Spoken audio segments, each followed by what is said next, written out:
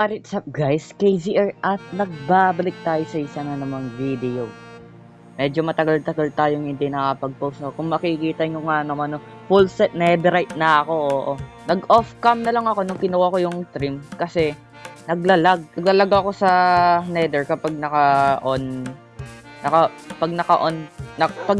camera ako. Hulaan nyo kung ano gagawin natin. Kailangan kasi natin ng XP ngayon. Napakahirap kumuha ng XP. Yung pinakamadali na nakita ko is gold farm. Yung gagawin natin piglin farm. So, ang mga kailangan natin is maraming obsidian. So, kailangan natin ng halos 1 stack ng obsidian, no? So, ilan yun? 54. At saan tayo kukuha nun? Hindi ko alam. Pero kailangan siguro natin is bucket, tsaka tubig. Tsaka nga pala, binago ko na tong entrance kasi masyadong mabagal yung sa rail na yan. Eto na siya. Whee! At least mas mabilis siya pati to. Ang bilis nyo. Diba? Bakit ako kumuha ng bucket sa mga nagtatanong dyan? Syempre, kukuha tayo ng obsidian galing sa lava. Yung kailangan din natin ng water. Few moments later. So meron na tayong 54. 55 pa nga actually.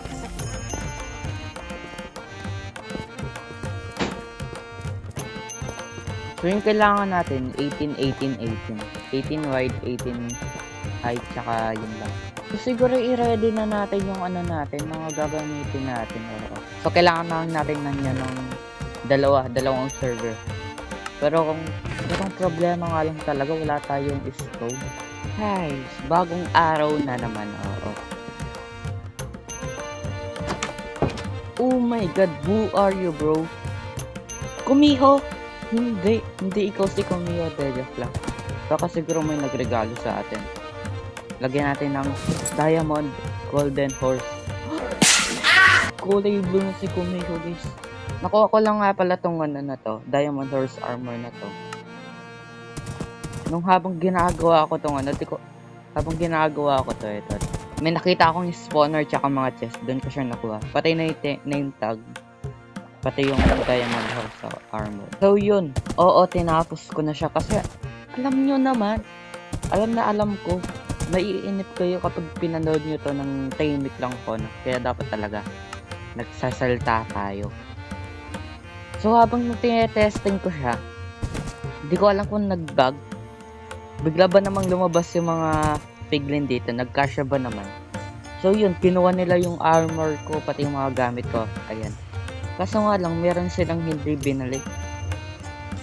Yung pickaxe ko, tsaka yung bow. Pati na rin yung shovel. Pero itong dalawang to, yung bow tsaka yung si dragon, yung pickaxe ko, nabawi ko na.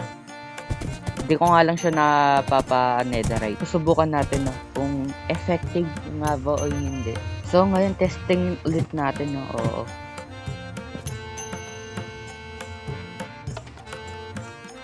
One minute. Tignan natin kung ilan dadagdagan sa atin. Few moments later. Tignan natin after 1 minute. Tignan mo nga naman. Napakadami niya. Tignan natin kung ilang XP na mabibigay na sa atin. Oh, wow. Uy, not bad Sa 1 minuto, 4 yung binigay sa atin ng XP. Kaso nga lang naglalag ako. Susunugin lang natin yan. Hindi natin kailangan. O, diba? Kaya ako ginawa yan. Kailangan kasi namin ng XP tsaka gold. Kaya yun, kumuha ako ng gold.